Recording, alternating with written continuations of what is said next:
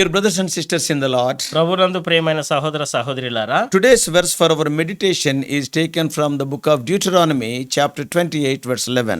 నేటి దినం మన ధ్యానం కొరకై ద్వితీయోపదేశకాండము 28వ అధ్యాయం 11వ వచనం నుంచి తీసుకొనబడింది. The Lord shall make thee plenteous in goods. యెహోవా నీకు సమృద్ధిగా మేలు కలుగజేయును.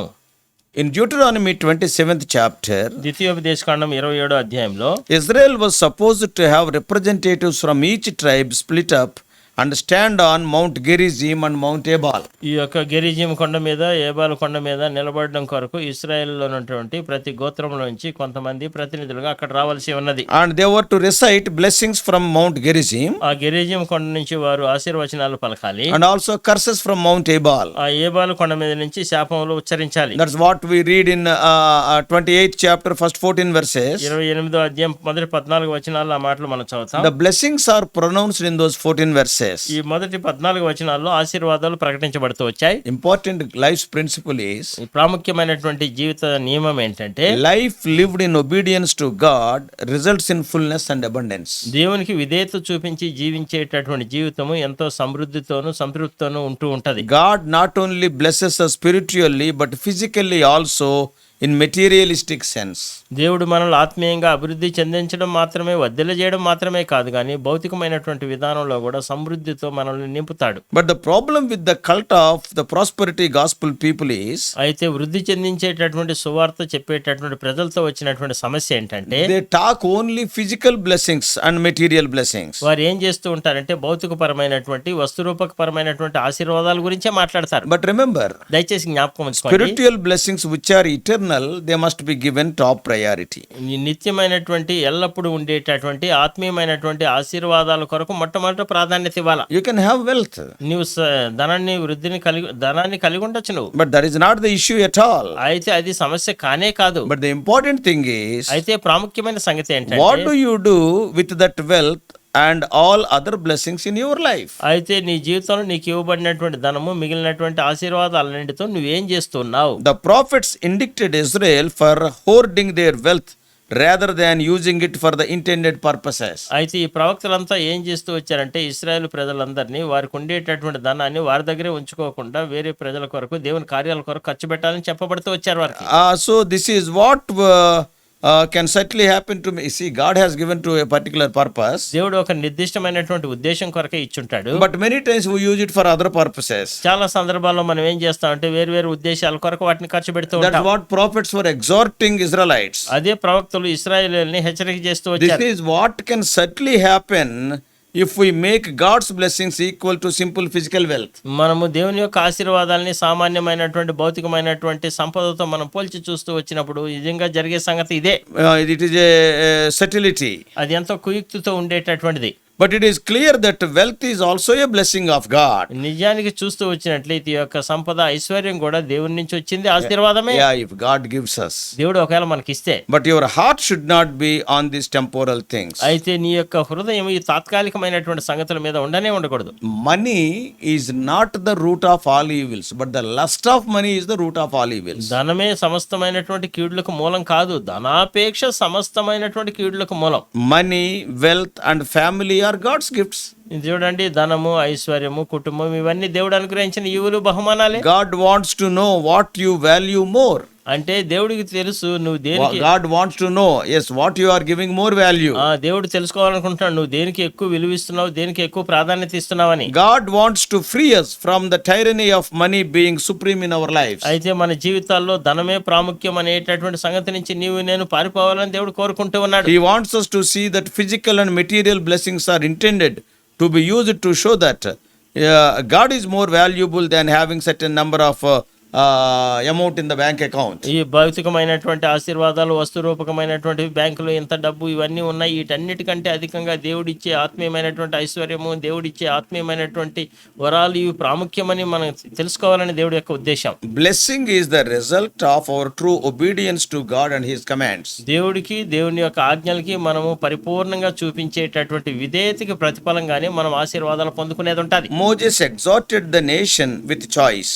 ఈ మోషే ఏం చేస్తూ వచ్చాడంటే ఆ జనాంగాలంతటినీ వారికి కావాల్సినటువంటి ఎంపిక ఏం కావాలో ఎంపిక చేసుకోండి అని హెచ్చరిస్తూ వచ్చాడు. Therefore, if Israel would obey the Lord, ఒకవేళ ఇశ్రాయేలీయులు దేవునికి విధేయత చూపిస్తే he would set them high above all nations of the earth. మీరు భూమి మీద ఉండే వారందరికంటే మీరు ఎంతగానో హెచ్చించబడతారు, పైవారిగా ఉంటారంటాడు. And the blessings would be so powerful that they would come upon them and overtake them. వారి మీదకి వచ్చేటటువంటి ఆశీర్వాదాలు ఎంతో గొప్పగా ఉంటాయి, వారికి ఎంతో ఎక్కువగా ఇస్తాడు దేవుడు అని చెప్తున్నాడు. I want to put in this way. నేను ఈ విధంగా చెప్పాలనుకుంటున్నాను. If you obey God, ఒకవేళ నీ దేవుడికి విధేయత చూపిస్తే you cannot escape God's blessings. దేవుడి యొక్క ఆశీర్వాదాల నుంచి వచ్చి అసలు పారిపోలేవు, తప్పించుకోలేవు. If you want to go like that, the blessings will there. ఒకవేళ నువ్వు ఈ దిశలో ప్రయాణం చేయాలంటే ఈ దిశలో ఆశీర్వాదం. Wherever you go, blessings only. నువ్వు ఎక్కడికి వెళ్ళిన ఆశీర్వాదాలే. This is a beautiful sentence. I love it. నాకు ఎంతో రమ్యమైనటువంటి వచనం ఇది, నేను ఎంతో ఇష్టపడతాను. If you obey God, నువ్వు దేవునికి విధేయత చూపిస్తే you cannot escape God's blessings. నీవు దేవుని ఆశీర్వాదాలు నువ్వు అసలు తప్పించుకోలేవు. An obedient Israel will be blessed everywhere.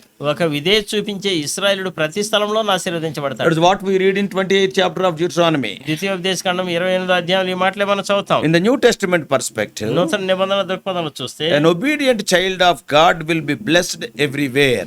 నీ విధేయత చూపించేటటువంటి దేవుని బిడ్డ ప్రతి స్థలంలోనూ In ఆశీర్వదించబడతాడు. the city, పట్టణంలో, in the country, in the village. ఆ యొక్క గ్రామంలో, దేశంలో, When you come in, when you go out, నువ్వు లోపలికి వచ్చినప్పుడు, నువ్వు వెలుపలికి he వెళ్ళినప్పుడు will be blessed in his home, ఆయన ఇంటిలో in ఆశీర్వదించబడతాడు, your field, ఆయన పొలంలో in ఆశీర్వదించబడతాడు, your kitchen. నీ యొక్క వంటగదిలో. God talked about the fruit of your body, నీ యొక్క శరీరం యొక్క ఫలం గురించి దేవుడు that is మాట్లాడుతాడు. children. అంటే పిల్లల గురించి. To produce he talked about the produce of the ground, that is the harvest. అంటే భూ ఫలము గురించి ఆయన మాట్లాడుతున్నాడు, దిగుబడి గురించి. He spoke about the increase of your herd, that is your livestock. అంటే నీకుండేటటువంటి మందలు, పశువుల సంఖ్య విస్తారం అవుతుంది, అవి ఎదుగుతాయని చెప్తున్నాడు. Oh, he is talking about your basket and also the kneading bowl. అంటే నీ యొక్క పిండి పిసుకుతోటి యొక్క గంప, వీటన్నిటి గురించి సమృద్ధిగా ఉంటాయని చెప్తున్నాడు. Everywhere. ప్రతి స్థలంలో. What does it mean? ఏంటి దాని అర్థం? Blessings will come to every corner. అంటే ఈ యొక్క ఆశీర్వాదాలు ప్రతి మూలకి వచ్చేస్తాయి. Not only in the city, పట్టణంలోనే కాదు, in the village, గ్రామంలో, not only in the field, పొలంలోనే కాదు, in the house. ఇంటిలో. When you are going out, నువ్వు బయటికి వెళ్తే blessing. ఆశీర్వాదం. When you come in, ఇంటి లోపలికి వస్తే blessing. ఆశీర్వాదం. When you go to kitchen, నువ్వు వంటగదిలోకి it వెళ్తే is always full. ఎల్లప్పుడూ సమృద్ధి. If you go to the cattle shed, నువ్వు అక్కడ పశువులు చేరలేకపోతే God is blessing your cattle. నీ యొక్క పశువులు దేవుడు You ఆశీర్వదిస్తాడు. will be head. నువ్వు సలగా ఉంటావు, You will not be tail. నువ్వు తొగ్గా ఉండవు, You will be above. నువ్వు పైవాడికి You will ఉండవు, not be below. నువ్వు కింద వాడికి ఉండవు. You will be surrounded, engulfed with the blessings of నువ్వు ఏం God. చేయబడతావు తెలుసా? ఆశీర్వాదాల చేత నువ్వు అలుముకొని ఉంటాయి, ఆశీర్వాదాలు నీ చుట్టూ ఉంటాయి. And not only that, అంత మాత్రమే కాదు, enemies will be there. శత్రువులు ఉంటారు. They will be blessed and victorious in their warfare. వారి యొక్క యుద్ధంలో ఎంతో విజయం సాధించుంటారు. So, see, we will be defeating the enemies. మనం ఏం చేస్తుంటాం అంటే శత్రువుల్ని ఓడిస్తూ ఉంటాం. we'll be శత్రువులు మనల్ని victorious. గెలవలేకుండా పారిపోతూ ఉంటారు, మనం విజయశాలుగా ఉంటాం. They will come in one way, they will run away in 7 ways. వారు ఒక మార్గంలో వచ్చి 7 మార్గాల్లో What పారిపోతారు. does it mean? ఏంటి దాని అర్థం? They will come unitedly in one way.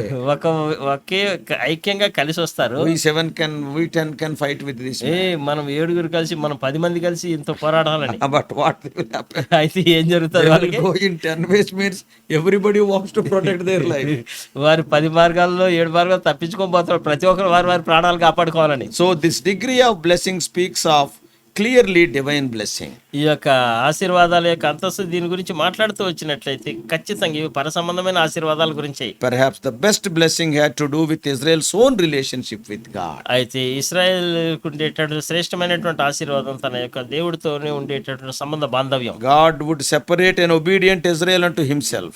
మీ దేవుడు ఒక ప్రత్యేకంగా ఉండేటటువంటి ఇశ్రాయేల్ని తన కొరకు ఆయన ఏర్పరచుకుంటూ He is ఉన్న speaking of the special relationship. ప్రత్యేకమైనటువంటి సంబంధం గురించి ప్రభు మాట్లాడుతూ ఉన్నాడు. God's purpose in blessing Israel was greater than just enriching the nation for its own sake. అయితే తన కొరకు, తన మేలు కొరకు ఆ యొక్క దేశాన్ని ఐశ్వర్యవంతంగా చేయడం మాత్రమే కాదు, దానికంటే అతీతంగా ఇశ్రాయేల్ దేశాన్ని దేవుడు ఎంతగానో ఆశీర్వదిస్తూ వచ్చాడు. He intended to glorify himself through blessing them. వారిని ఆశీర్వదించడం ద్వారా తన నామాన్ని మహిమ తెచ్చుకోవాలని చెప్పి దేవుడు కోరుతూ ఉన్నాడు. For example, ఉదాహరణ చూస్తే when Israel walked after the Lord, ఈ ఇశ్రాయేలుడు దేవుడి వెంబడి నడుస్తూ వచ్చినప్పుడు these blessings were real. ఈ యొక్క ఆశీర్వాదాలు యథార్థంగా ఉంటూ Oh, వచ్చాయి. when the queen of Sheba came to King Solomon and saw the nation so blessed, ఈ యొక్క షేబా దేశపు రాణి సొలొమోను దగ్గరకు వచ్చి దేశం ఈ జనాంగాలు ఎంతగా ఆశీర్వదించబడ్డాన్ని చూసింది ఆమె. She knew it is because of God. ఇది కేవలం దేవుణ్ణి బట్టి అని ఆమె గ్రహించగలుగుతూ వచ్చింది. We read it in 1 Kings 10th chapter, first 13 verses. మొదటి రాజులు 10వ అధ్యాయం మొదటి 13 వచనాలు ఈ మాటలు మనం చదువుతూ వస్తాం. Therefore, dear brothers and sisters, ప్రియమైన సహోదర సహోదరులారా, the Lord wants to make us plenteous in goods.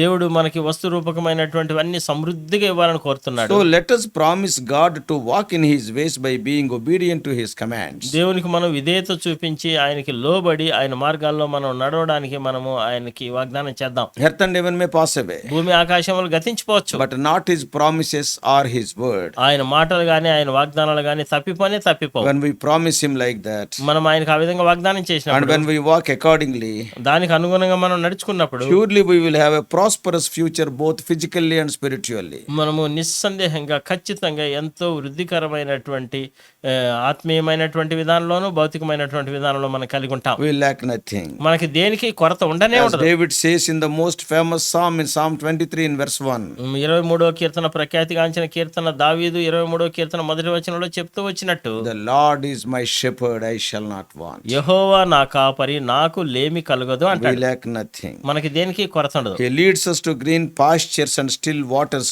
to satisfy our hunger and thirst. మనకుండే ఆకలిని దప్పికని సంతృప్తి పరచడం కొరకు ఆయన పచ్చిక బయలుకి నడిపిస్తారు, శాంతికరమైనటువంటి జలముల చెంతకి He నడిపిస్తాడు. restores our soul and satisfies it with all good things. ఆయన ఏం చేస్తంటే మన ప్రాణములకు సేద తీర్చి మేలైనటువంటి మంచి శ్రేష్టమైనటువంటి సంగతులతో మనల్ని మేలులతో సంతృప్తి పరుస్తాడు. Spiritually speaking, ఆత్మీయంగా మాట్లాడితే He leads us through the paths of righteousness. ఆయన నీతి మార్గంలో మనల్ని నడిపిస్తూ వస్తాడు. Then our walk will be pleasing in His sight and we get everything plenteous. అప్పుడు మన నడక ఆయనకి ఎంతగానో సంతృప్తికరంగాను ఆనందకరంగాను ఉంటుంది. అప్పుడు మనకు కావాల్సినటువంటి సమృద్ధిగా దేవుడు మనకు అనుగ్రహిస్తూ వస్తాడు. By seeing our lives, మన జీవితాలను చూసిన తర్వాత others also believe in Lord Jesus Christ, వేరే వారు కూడా యేసుక్రీస్తు ప్రభునందు విశ్వాసం ఉంచుతారు. and the name of the Lord will be glorified. దేవుని యొక్క నామం, ప్రభువు నామం మహింపరచబడుతుంది. May God help us to obey all His commands and enjoy all the blessings plenteously. దేవుడు మనకు అనుగ్రహించినటువంటి ఆజ్ఞలాంటికి మనం విధేయత చూపించి ఆయన మనకు అనుగ్రహించేటటువంటి ఆశీర్వాదాలను సమృద్ధిగా మనం అనుభవించి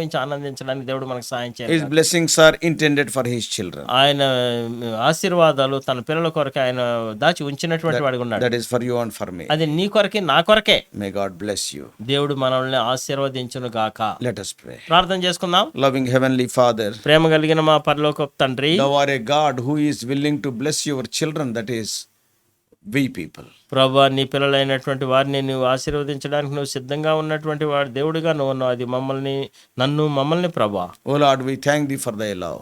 ప్రభా, నీ ప్రేమను బట్టి నీ కృతజ్ఞత. But simple condition, O Lord. అయితే సామాన్యమైన సరళమైనటువంటి Lord, షరతు. when you obey your commands, ప్రభువా, మేము ఎప్పుడైతే నీకు విధేయత చూపిస్తామో నీ ఆజ్ఞలు మేము గైకుంటామో, O Lord, blessings are automatic. ఈ యొక్క ఆశీర్వాదాలు వాటంతట అవే వస్తాయి. As we heard, మేము ఎన్న విధానంలో we cannot escape your blessings. నీ ఆశీర్వాదాల నుంచి మేము పారిపోలేం ప్రభా. What a wonderful God art Thou. ఎంత అద్భుతమైనటువంటి దేవుడు Help us to obey Thy commands at any cost. ప్రభా. ఎంత క్రయమైనా చెల్లించి నీవిచ్చే ఆజ్ఞలకు ప్రభా మేము లోబడడానికి మీరే మాకు సహాయం చేయండి. Thus we may be blessed by Thee physically and spiritually. ఆ విధంగా మేము నీ దగ్గర నుంచి ఆత్మీయంగాను భౌతికంగాను ఆత్మీయంగాను ఆశీర్వదించబడడానికి సహాయం By చేయండి. obeying your commands, we may be blessed in this world and also in the coming world. ప్రభా, నీ యొక్క ఆజ్ఞలకు మేము లోబడి తద్వారా ఈ లోకంలోను రాబోయే కాలంలోనూ మేము ఆశీర్వాదంగా ఉండునట్లు చేయండి. In Jesus' precious name we pray. యేసుక్రీస్తు ప్రభు ప్రశస్తమైన నామంలోనే ప్రార్థిస్తున్నాము తండ్రి.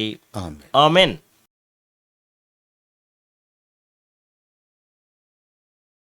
God bless you all. Please subscribe for more spiritual messages to the YouTube channel John Victor Telugu Messages.